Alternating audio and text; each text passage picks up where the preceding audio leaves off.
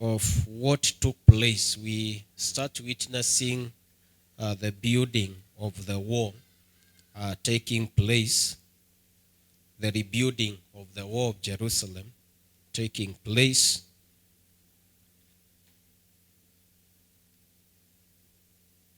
And I've looked at the chapter, and what is coming clearly is the unity of brethren and the executing of the plan of rebuilding the wall. And two things come clearly: the place of planning and unity in execution of the plan. And therefore, I've given the title Strategic Planning and Unity. And we can read from verse 1 in Nehemiah chapter 3. Then Eliashib, the high priest, and the other priests started to rebuild the sheep gate. They dedicated it and set up its doors, building the wall as far as the tower of the 100, which they dedicated, and the tower of Ananel. I want to pause there and explain something. Bwana asifiwe. Bwana Yesu asifiwe. I want us to move together in what is happening in the rebuilding of the wall, so that we can pick some few lessons from the way it is being done. One, this narration appears not to be written by Nehemiah, because it is not written in the first person. It appears to be a record of what happened in the rebuilding of the wall. Na tunaambiwa in the sheep's gate, it is the priests that built that part. They rebuilt that part. Na kwa nini makuhani? This is an area that appeared, not just appeared. This was a dedicated area. It is at the sheep's gate where the sheep for sacrifice used it to be. That is where they used it to pass. So that all the sheep for the sacrifice that were being taken to the house of the Lord, they were taken using that gate. It is also that gate that is near the table. And the priests take up that duty of building that part, and not only building, dedicating the building after starting. And this simplifies the importance of having God first in the plans that we make. Praise the name of the Lord. Yani makuhani ndio walianza kujenga tena ukuta. And we are being told that they started to rebuild the gate, the sheep gate. Mahali ambapo the sacrifice used to pass. So that they are giving God the first opportunity. They are giving God his place even if they start to build. And this reminds me what the Bible says again in Proverbs chapter 16. That men will plan their ways, but the answer of the tongue comes from the Lord. So that even in the plans that we make, mambo yale tunapanga, nafasi ya Mungu inakuwepo katika mambo hayo tunapanga. Bwana asifiwe. Because the success of the plans that we have, be they individual plans or private plans, be they the plans for the church, the success of those plans are determined by the place that God is given in those plans. Praise the name of the Lord. Because we can make beautiful plans, fantastic plans. We can make them. But we falter in executing them because God is not in those plans. Praise the name of the Lord. So that as we plan, is God involved? Even in the rebuilding of the walls, we see the priests being the first to start the journey. Praise the name of the Lord. The place of God. When they are coming to River Jordan, again in the book of Joshua, we see the priests being the ones to start to cross River Jordan. Again, the place of God. And I want to start by asking, what is the place of God in our plans? Because men may plan their ways, but the answer will come from God. So it is the priest who started, and the Bible says they rebuilt the sheep gate, they dedicated it, then they set up the doors after the dedication, and they built the wall from the tower of the 100, which again they dedicated, and the tower of Anna. Verse 2. People from the town of Jericho worked next to them and built them, as Zachar, son of Imri. In the record, these are the people from Jericho are the people who came far. They were not residing within Jerusalem. But as the people of God, they came and participated in rebuilding the wall.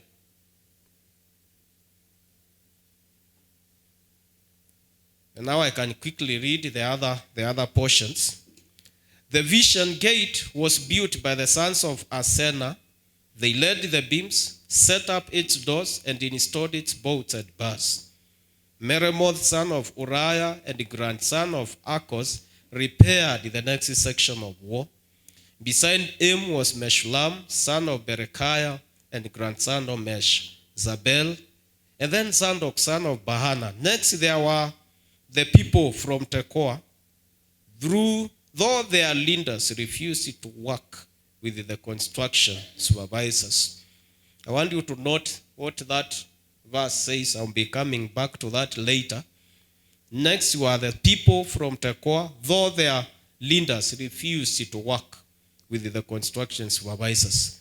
The old city gate was repaired by Joiada, son of Peshah, and Meshullam, son of Besodiah.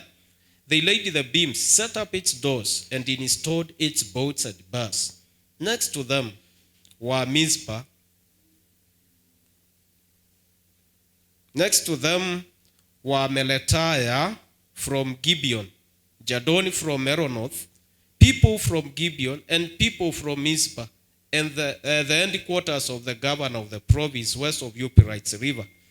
Next was Uzziel, son of Ahiah, a goldsmith by trade, who also worked on the wall. Beyond him was Ananiah, a manufacturer of perfumes. They left out a section of Jerusalem as they built the broad wall. Rephaiah, son of Hul, the ruler of Ahab, the district of Jerusalem, was next to them on the wall. Next, Jediah, son of Urumap, repaired the wall across from his own house. And next to him was Atush, son of Ashbenia. Then came Machakos, son of Arim, and Hashub, son of Path-Moab, who repaired another section of the wall, and the tower of the heavens. Shallum, son of Olehesh, and his daughters repaired this next section. He was the leader of the other half of the district of Jerusalem. Verse 13.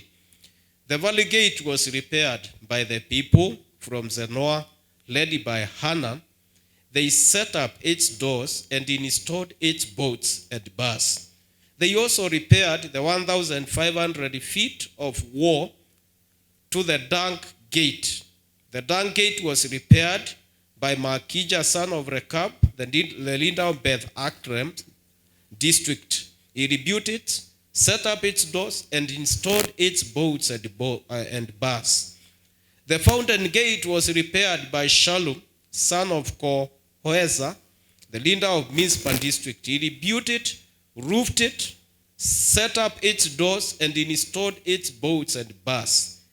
Then he repaired the wall of the pool of Siloam near the king's garden, and he rebuilt the wall as far as the stairs that descend from the city of David.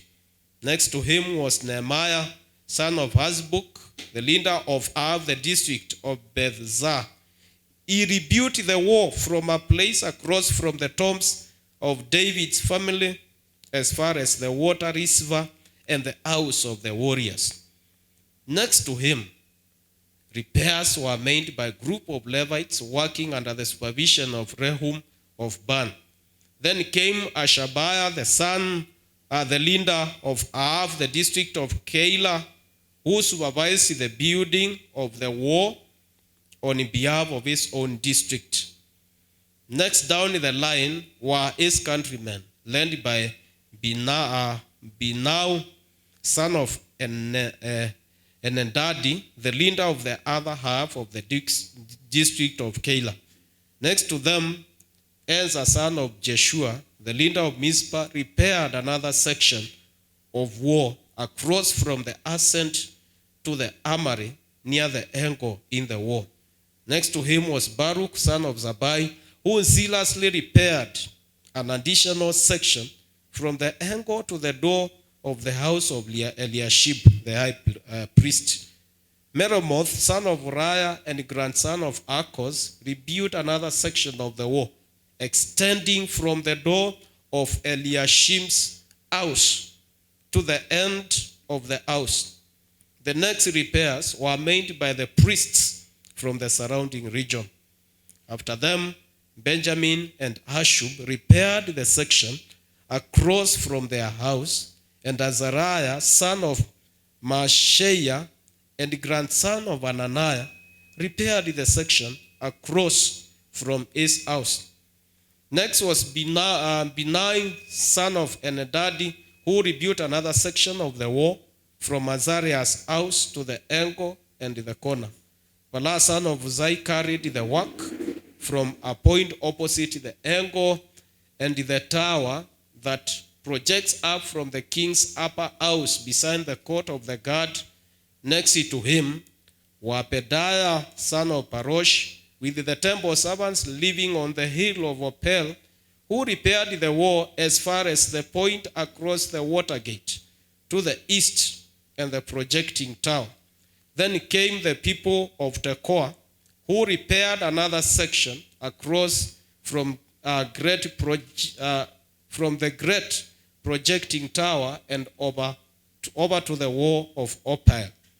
Above the horse gate, the priests repaired the wall.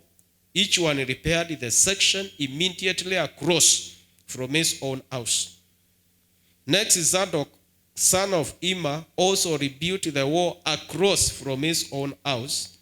And beyond him was Shemaiah, son of Shechariah, the gatekeeper of the east gate.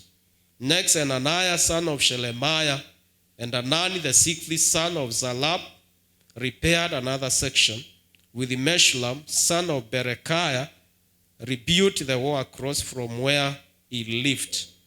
Malchijah, son of the god Simites, repaired the wall as far as the housing of the table servants and merchants across from the inspection gate. Then he continued as far as the upper room at the corner. The other goldsmiths and the merchants repaired the wall from the corner to the sheep gate. So we are again coming back to the sheep gate. We are to be shown that the wall has been completed.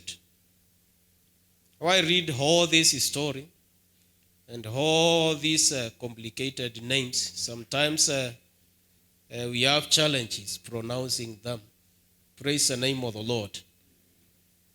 But it is part of a record that shows us how the wall was built.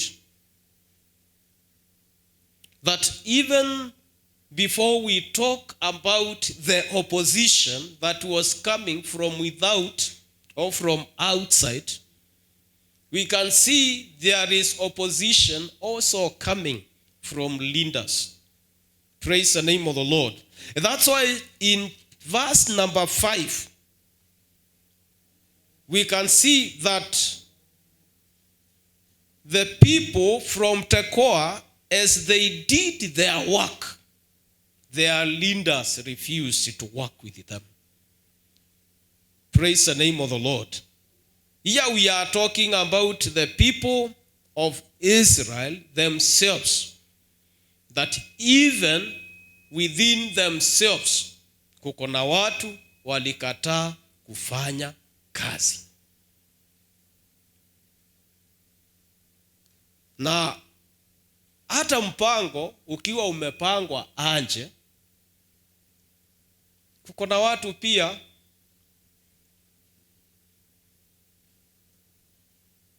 watakataa kusimama na huo mpango. Bwana asifiwe. Does it mean that the work does not continue because there is opposition? And I'm saying in the plans that we have, so long as God is in them, it doesn't matter the opposition. We are supposed to succeed. Praise the name of the Lord.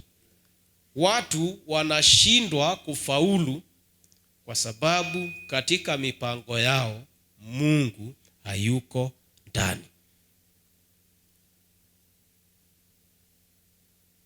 Sometimes we plan things and we don't involve God, because when we planning, we are not looking at him at the point of execution. Sometimes we plan and we say we have enough money to do it. Sometimes we plan and we say we have enough social capital to help us. Kuko na watu wengi wa kusimama nasi, kwa hivyo tunapopanga hii mipango itanawiri.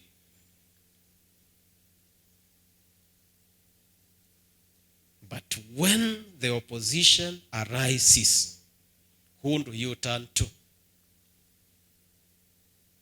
Praise the name of the Lord. When the opposition arises, who do you turn to? Because the challenge of planning without God, it is the danger of not knowing whether what you are planning, God is in it. Because when you are planning with him, he will guide you. He will reveal to you whether what you want to do is within his will. Praise the name of the Lord. So when you inform him in your ways, you will plan something and he will tell you it is not the time for this.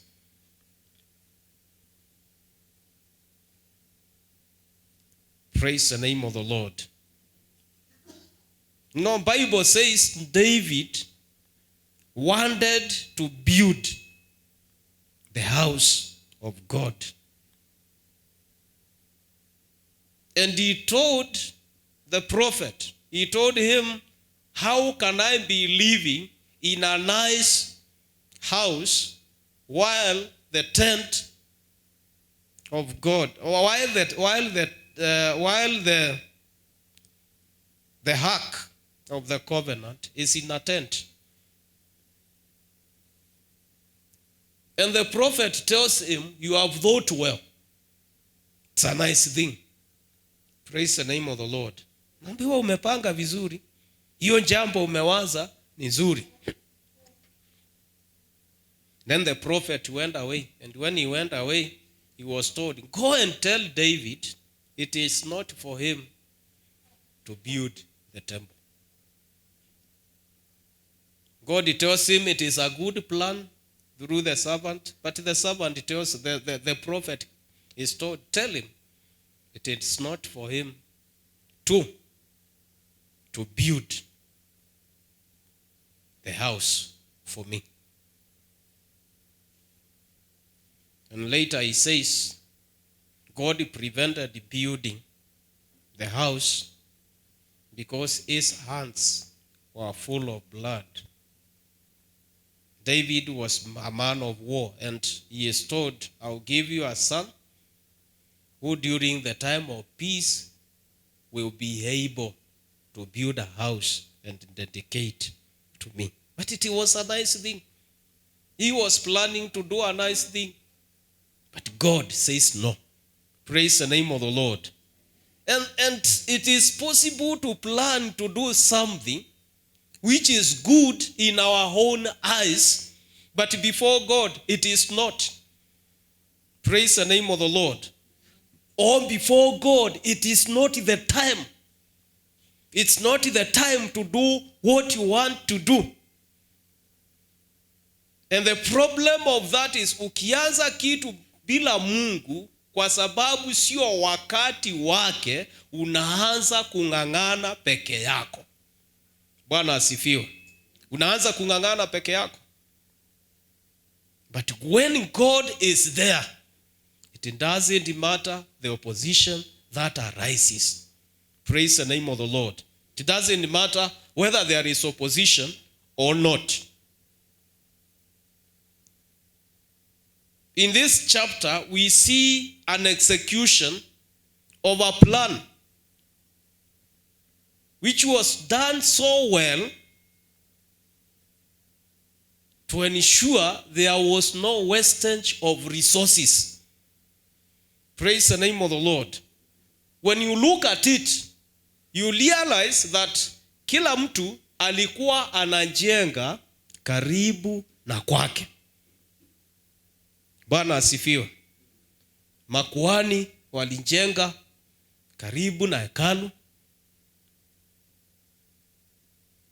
Na tunaona viongozi katika area mbalimbali wanajenga kule wako. Wanaongoza watu wanajenga kule wako. And Nehemiah, in his plan, he was not just focusing on the war. He was also focusing on having everybody on board. Having everybody buying into the vision. That is what he is doing. How does he do it? He ensures everybody works at his point of interest. Praise the name of the Lord. And one of the things that he exploits is to realize that if you build the wall near your place, then you are going to be careful. You are not going to build the wall in a way that it is weak, because you are also exposing yourself. Praise the name of the Lord. It is a strategy. Anahakikisha watu wanajenga ukuta karibu na manyumba zao. Karibu na pale wanakaa. Ili wakijenga vibaya wasiseme Nehemiah alituletea watu kutoka nje wakakuja wakatujengea vibaya. Praise the name of the Lord. Wakatujengea vibaya.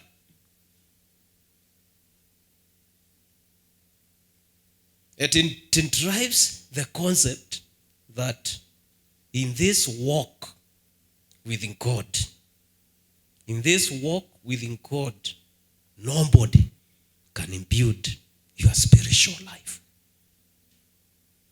Praise the name of the Lord.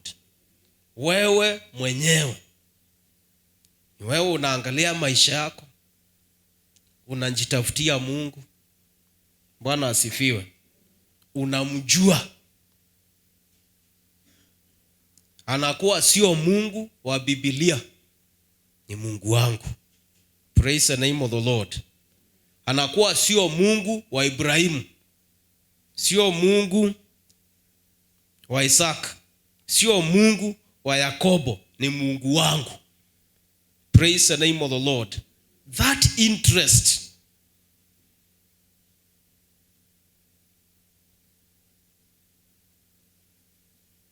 he ensures first they buy the vision by ensuring that they know the importance of the war. I explained that in chapter 1 and chapter 2. And now that they have understood the importance of the war, then they are going to participate in rebuilding and repairing.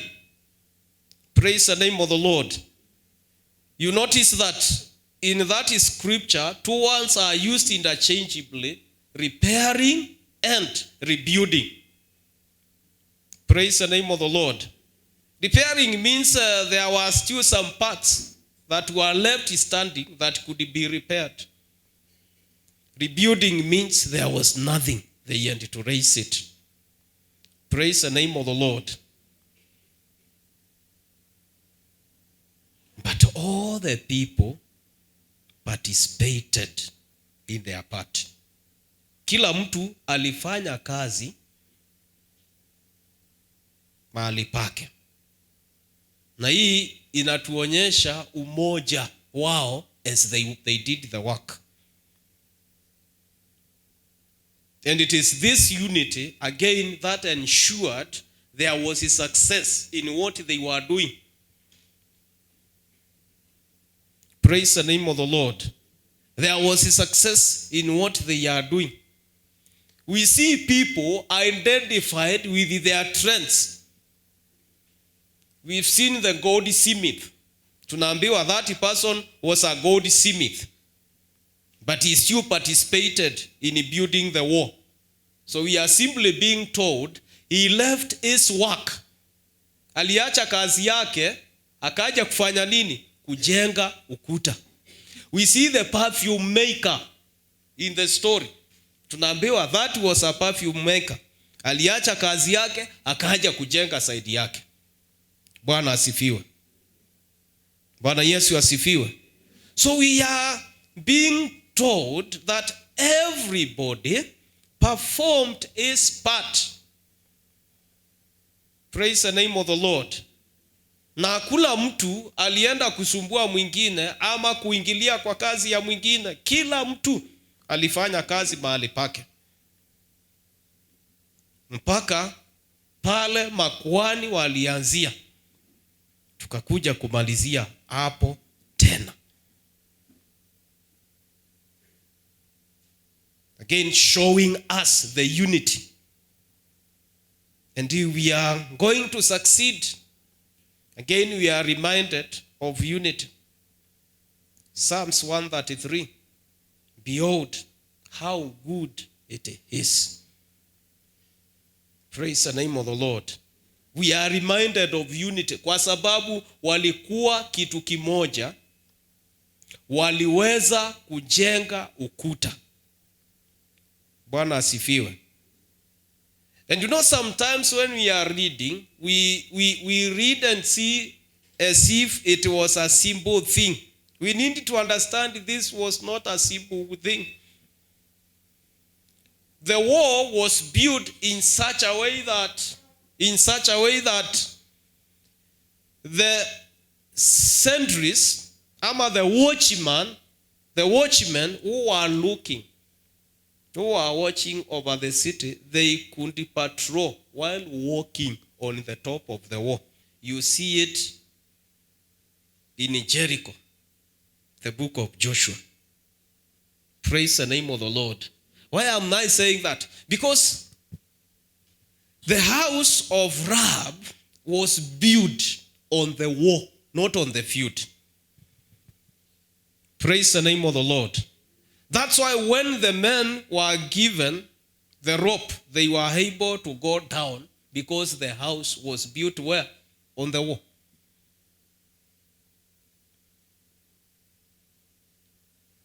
So we are not talking about the simple walls that we have. We are talking about something big in terms of width and something strong.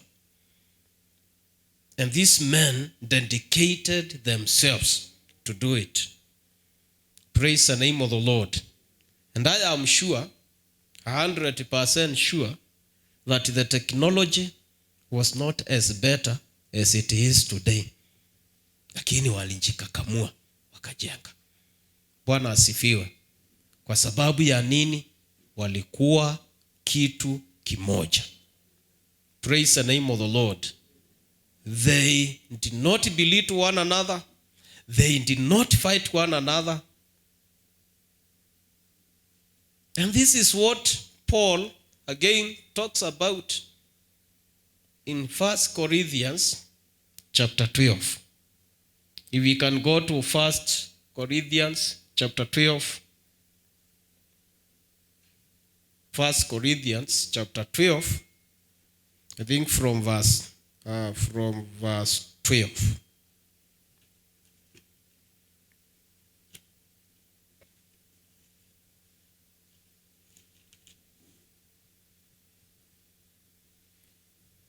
Yes, from verse 12.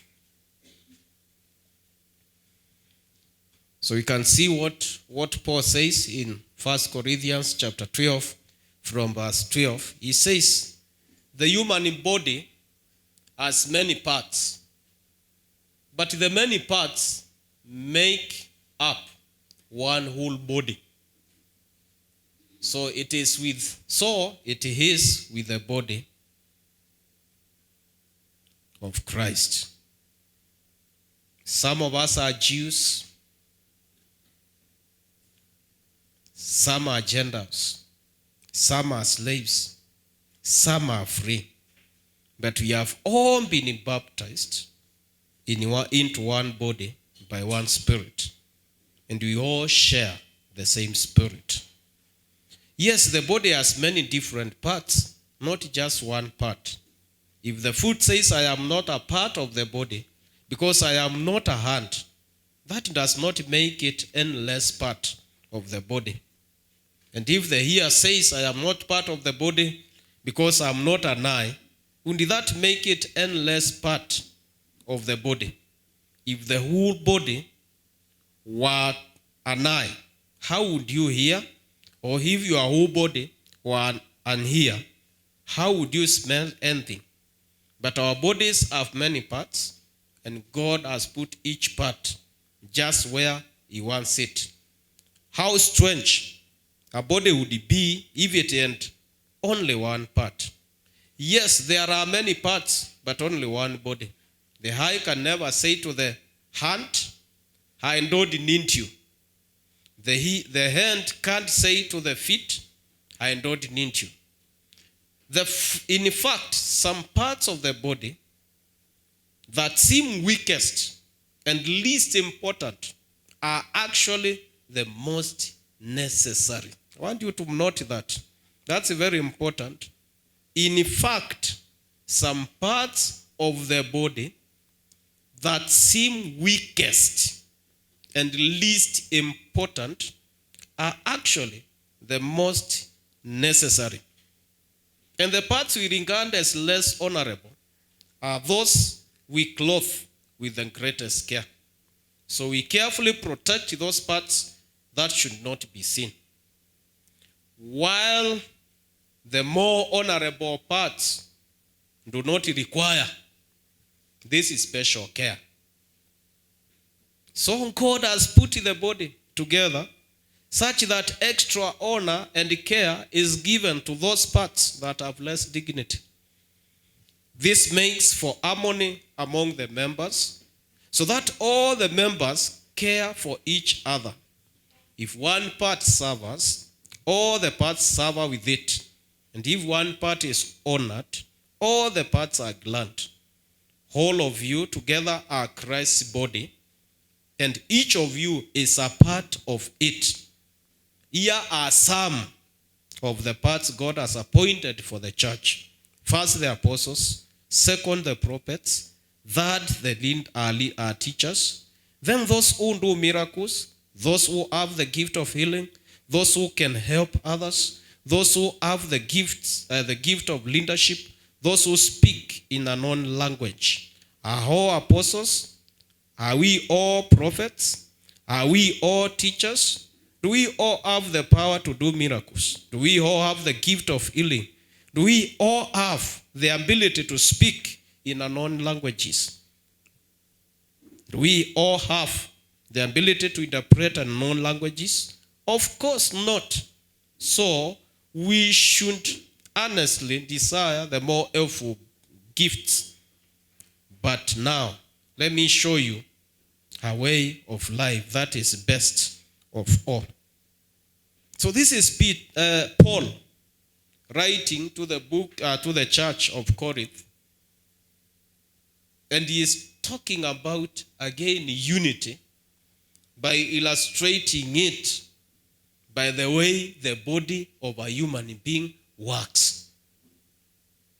And he is saying, if one part says, I'm not part of the body becomes incomplete. That's what he is saying. Praise the name of the Lord. Interestingly, he is saying the most weakest parts of the body are the most protected.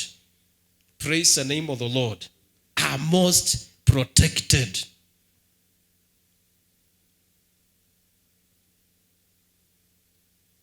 So that if we are going to be effective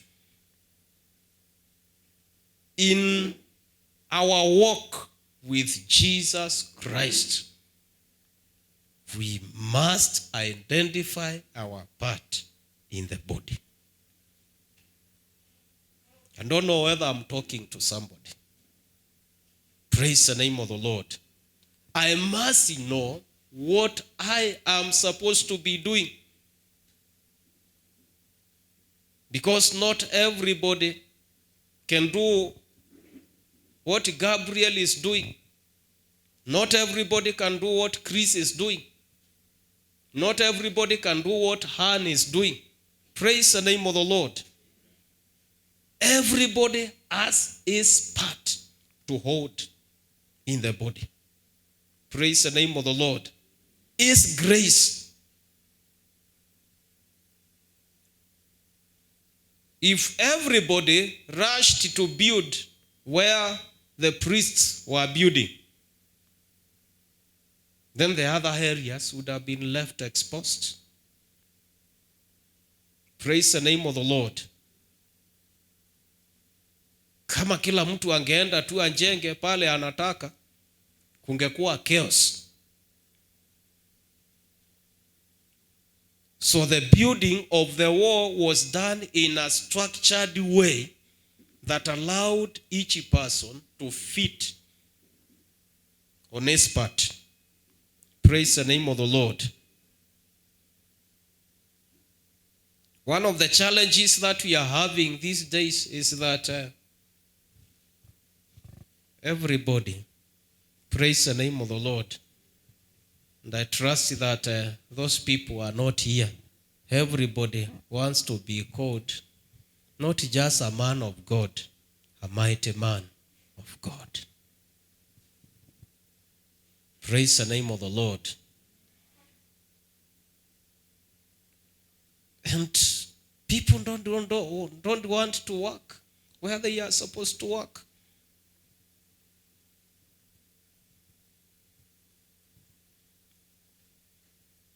People don't want to be at their places.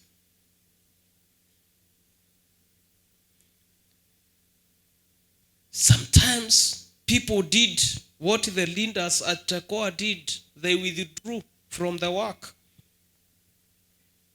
Hawataki kufanya vile wanastahili kufanya. Kwa sababu ninaangalia kile kinafanywa na mtu mwingine. Na ninasema kwa sababu sina uwezo wa kufanya hicho, wacha niketi chini. Bwana asifiwe. Kwa sababu natamani kuimba na sina uwezo, nasikia sina neema ya kuimba, mimi natamani kuimba. Kama sio kuimba, hakuna kitu kingine nitafanya. Mimi ni mhubiri, natamani kuhubiri. Kama sipati nafasi ya kuhubiri, wacha ikae, hakuna kitu nitashika. Bwana asifiwe. And things have become chaotic.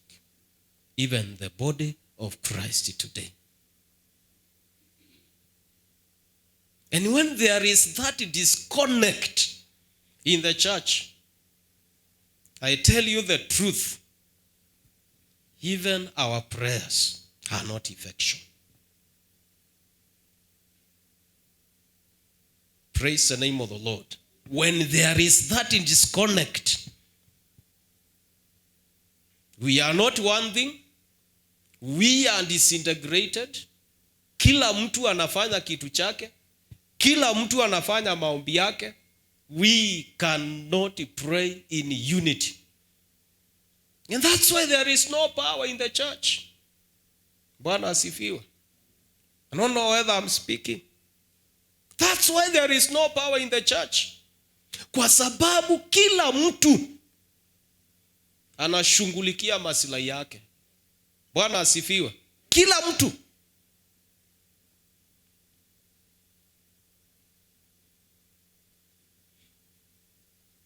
And when we come to the church, we are not coming for fellowship. We are coming with our individual goals that are not attuned to the purpose of God. Praise the name of the Lord.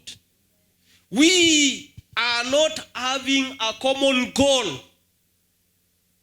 that is knitting us together, brethren.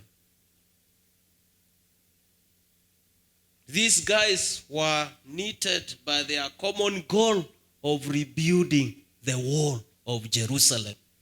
Praise the name of the Lord. And because they were one thing, God blessed them. They were able to succeed to rebuild. Praise the name of the Lord.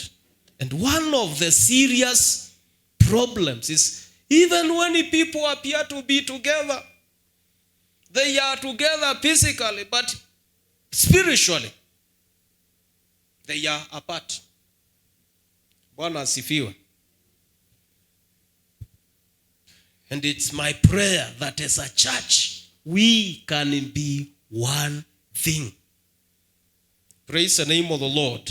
It is only when we are one thing we can plan a thing and execute it successively.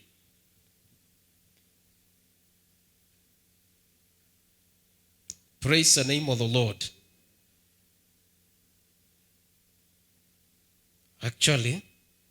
Actually, I dare say some things don't need prayers, they need unity. Bwana asifiwe. Mambo mengine hayahitaji maombi, yanahitaji watu kuwa na umoja. Kwa sababu tukiwa na umoja, Biblia inasema, and there God commands a blessing. Ni maandiko. Bwana asifiwe. That when we are united, God commands. Praise the name of the Lord. He commands a blessing when we are united. But when we are apart, as Christians, we will live a life of struggling. Praise the name of the Lord. We will pray for blessings and they will not come. Kwa sababu kuna baraka zinakuja kwa sababu ya kuwa na umoja. Bwana asifiwe. Kuko na baraka zinakuja sababu ya kuwa na umoja. Na baraka zile zinakuja kwa sababu tuko kitu kimoja. Asitakuja kwa sababu ninaomba peke yangu. I tell you the truth. Praise the name of the Lord. Hata nikiomba na hakuna umoja, hakuna kitu kitafanyika. Praise the name of the Lord. Even in your family, there are some blessings that are supposed to come into your family because you are one thing. Praise the name of the Lord. Kama kuko na mafarakano, kama kuko na kutoelewana katika familia, God will not command those blessings to come. You are going to miss them. Praise the name of the Lord. But where there is oneness, where there is unity, God commands a blessing.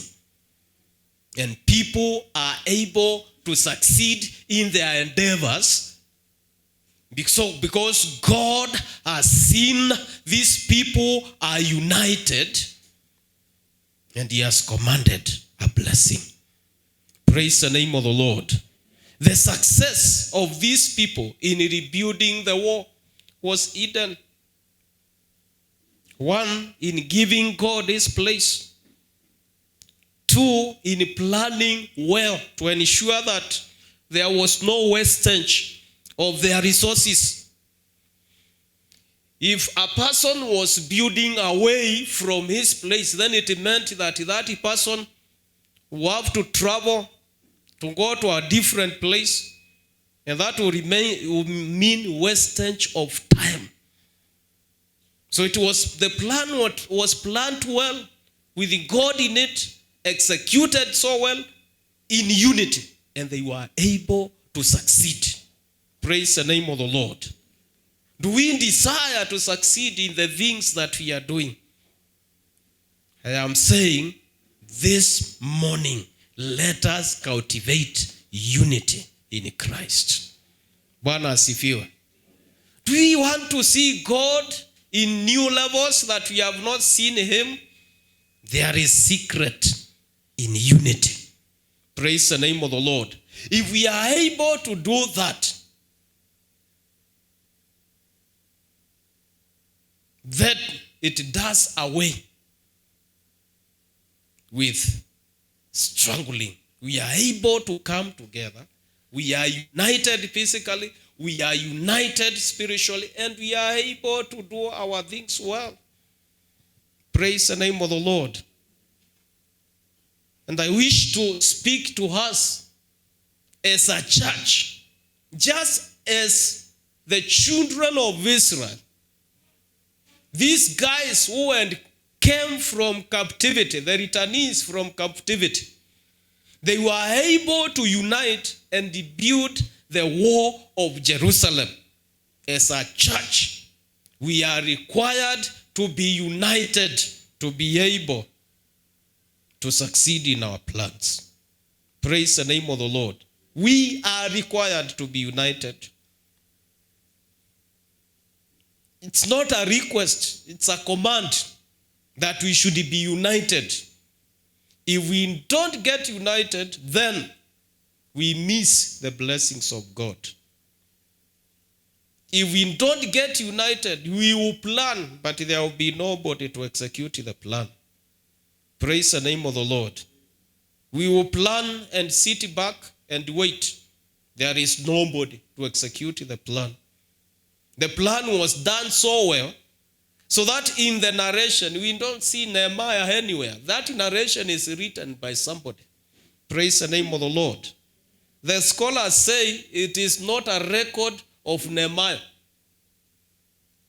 Because in chapter 1, chapter 2, we can hear Nehemiah speaking in first person. In chapter 3, it is another person. In chapter 3, it's another person speaking. We are going to hear him again starting to speak in chapter 4. Praise the name of the Lord. When he starts again giving us the narration of the things that he was involved in and what was taking place. But there was involvement of God in the plan. There was the unity of brethren, and they were able to succeed. Praise the name of the Lord. So much executed that later we will see they were able to build even when there was a threat against their lives. Nehemiah anasema, when the threats were so intense, wale walikuwa wanajenga mkono mmoja kwa kazi, mkono mwingine umeshikilia silaha. Even at the time of threat, because of that unity, they were able to succeed. Praise the name of the Lord. And I want to challenge us this morning. If you want to succeed in the things that we are doing, first, we involve God. Secondly, we move in unity, and we are going to see God. May God bless you.